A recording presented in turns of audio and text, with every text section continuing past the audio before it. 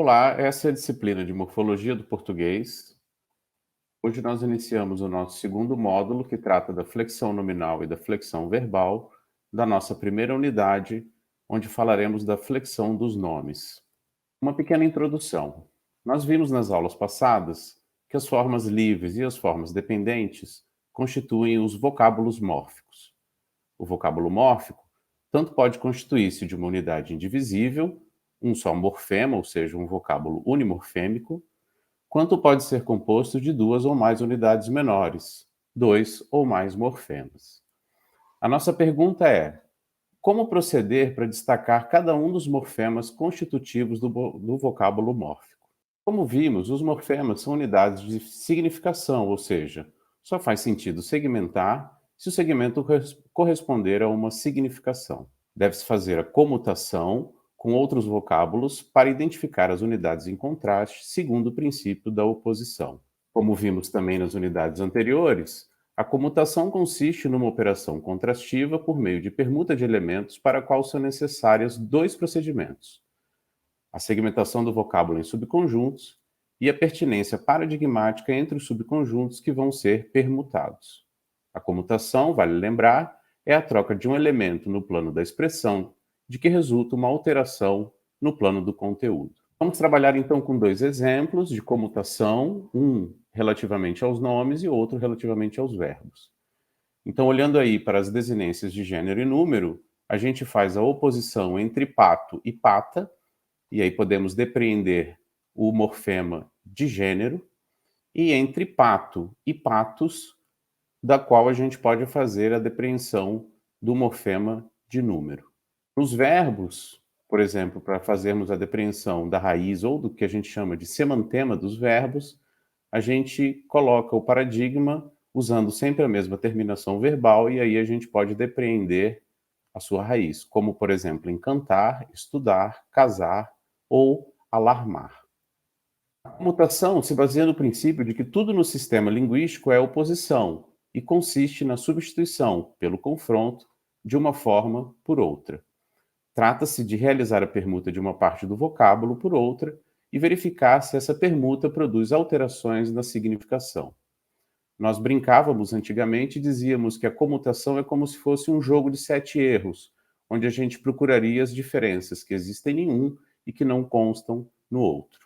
Falamos dos morfemas flexionais, para os quais a gente chama de desinências, lembrando que esses morfemas eles constituem uma classe fechada, obrigatória, portanto, se a palavra tiver flexão, esses morfemas ou essas desinências precisam aparecer necessariamente no vocábulo mórfico e se prestam para representar noções gramaticais de gênero, de número, de modo, de tempo e de pessoa.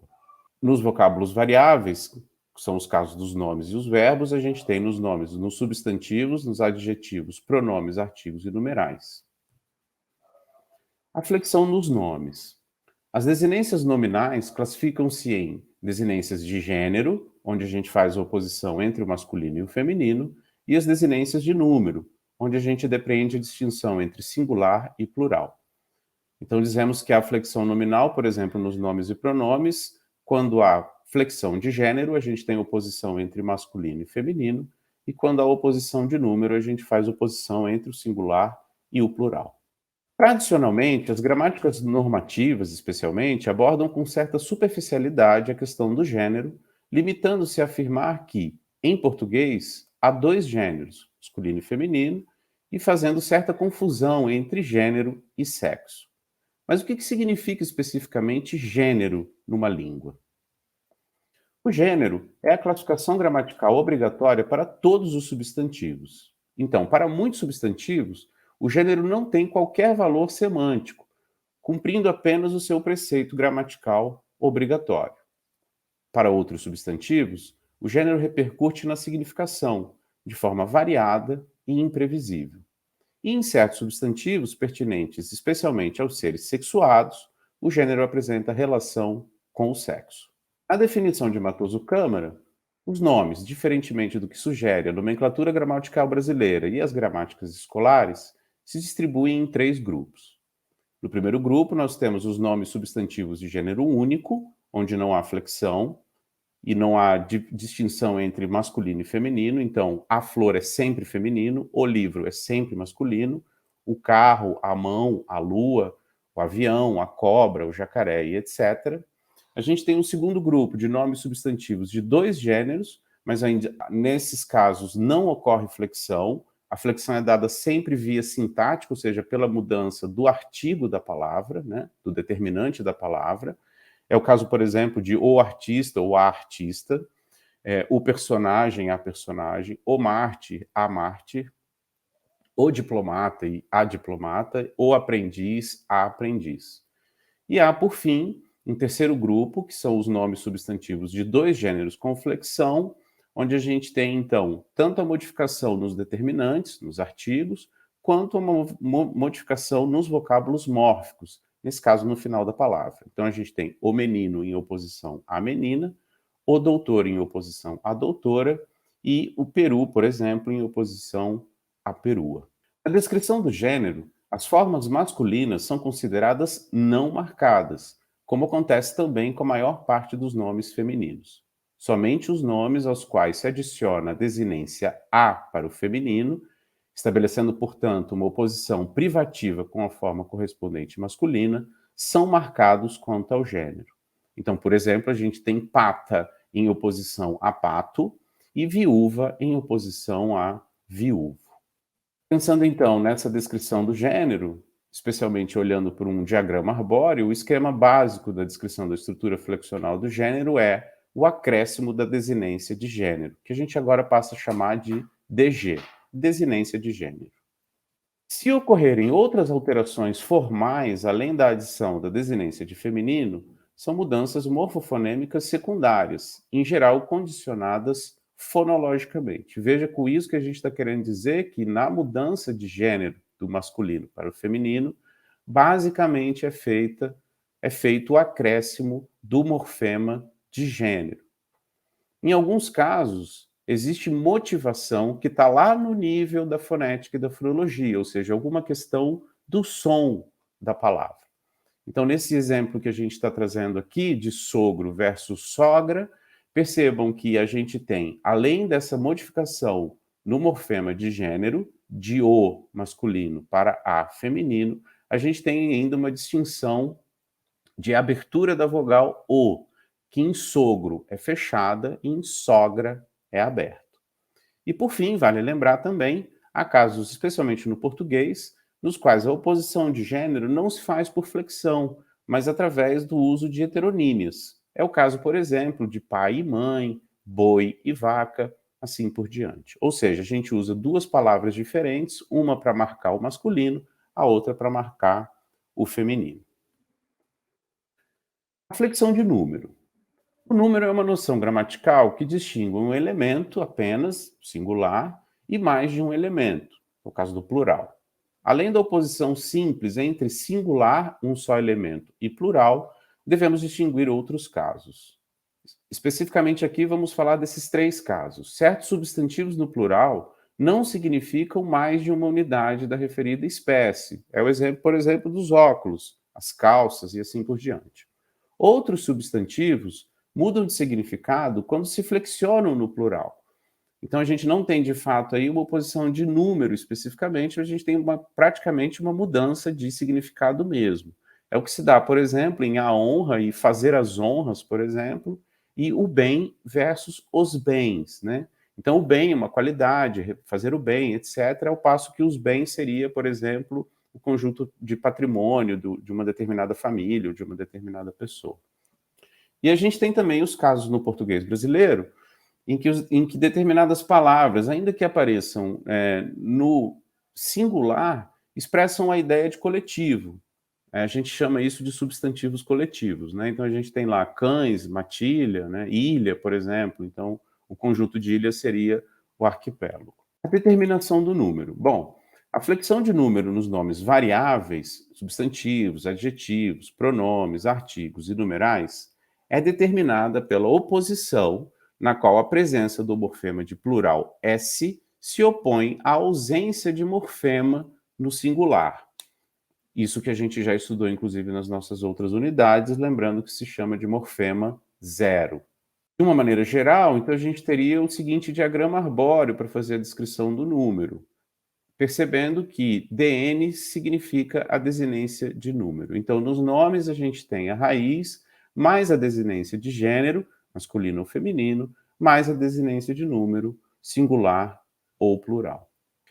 A partir de agora a gente vai apresentar alguns esquemas para que você entenda melhor como que funcionam essas desinências nos nomes, tá? Então o primeiro caso, que é o caso mais básico, é esse em que a gente representa o radical mais uma desinência de número.